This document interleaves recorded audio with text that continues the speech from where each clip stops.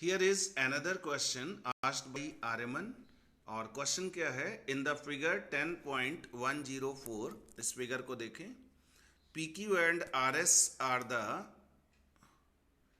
To mirrors placed parallel to each other. An incident ray E strikes the mirror PQ at point B. The reflected ray moves along the path BC and strikes the mirror RS at C and again reflects back along CD. Prove that AB is parallel CD. तो इस question को करने के पहले physics का एक concept revise करना पड़ेगा और वो कॉन्सेप्ट क्या है, अगर कोई लाइट रे ऐसे मिरर से टकराती है और टकराने के बाद दूसरे डायरेक्शन में चली जाती है तो एंगल ऑफ इंसिडेंस और एंगल ऑफ रिफ्लेक्शन बराबर होते हैं। अब ये एंगल ऑफ इंसिडेंस और एंगल ऑफ रिफ्लेक्शन क्या है, देखें, जो लाइट रे मिरर से टकरा रही है that is the incident ray और जो टकरा के वापस जा रही है that is the reflected light रे और जिस पॉइंट पर ये टकरा रही है that is the point of incidence.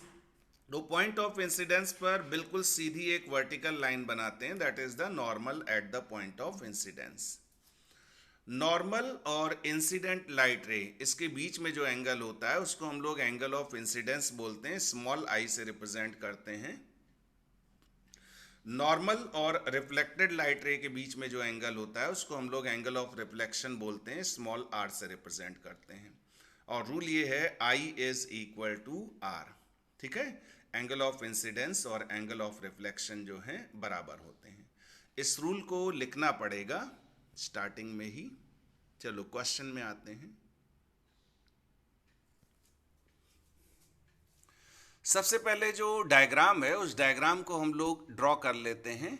ये मिरर PQ और ये RS, इन दोनों मिरर में जो डॉटेड लाइन है ये दिखाती है कि मिरर में ये पीछे की तरफ जो पॉलिश होती है दैट इज द उसको रिप्रेजेंट करती हैं और ये जो प्लेन सरफेस है that is the reflecting surface.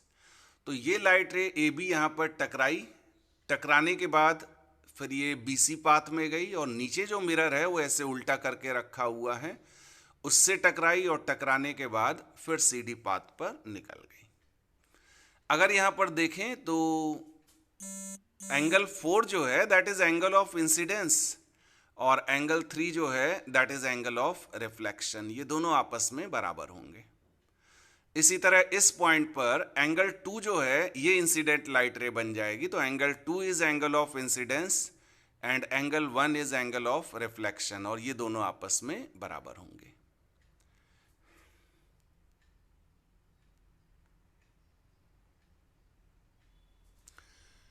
तो सबसे पहले इसी चीज को लिख लेते हैं, स्टेटमेंट ये फिजिक्स वाला देके एंगल 4 बराबर एंगल 3 और एंगल 2 बराबर एंगल 1, ठीक।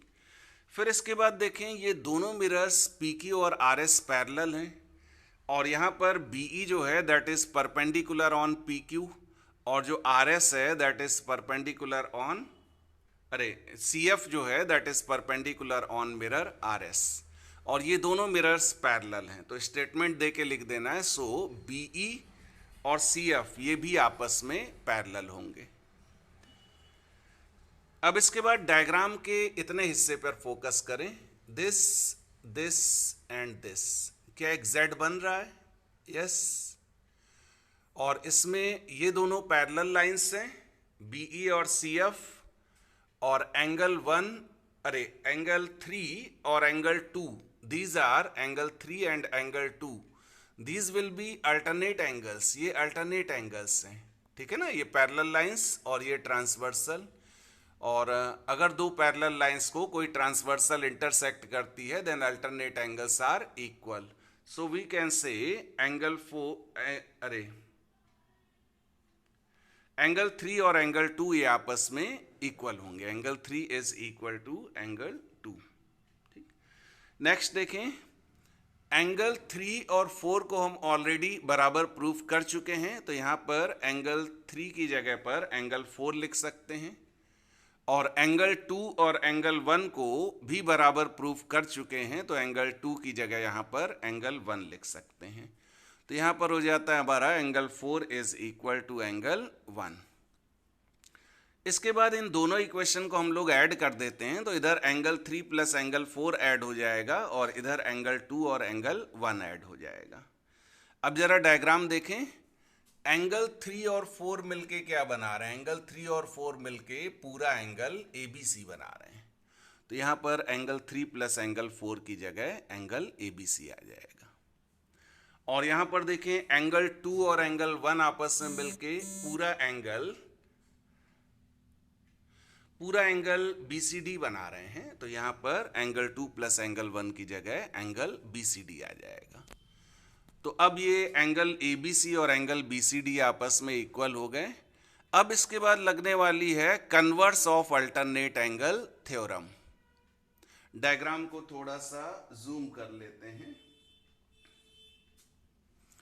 इस डायग्राम पे ध्यान दें, AB, BC और CD, इसका एक सब डायग्राम हमने यहां पर बना लिया है।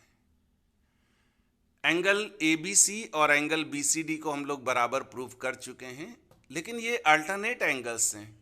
अगर इस लाइन को हम लोग आगे की तरफ ऐसे एक्सटेंड कर दें, इसको इधर एक्सटेंड कर दें और इसको ऐसे बना दें, तो दिखाई पड़ रहा है कि एंगल ABC और एंगल BCD जो हैं ये अल्टरनेट एंगल्स हैं।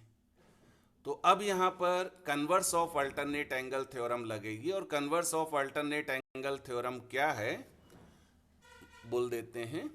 If two lines are intersected by a transversal and alternate angles are equal, then both the lines will be parallel। तो इस थ्योरम को मेंशन कर देना है और लास्ट में लिख देना है so AB is parallel CD and question is completed।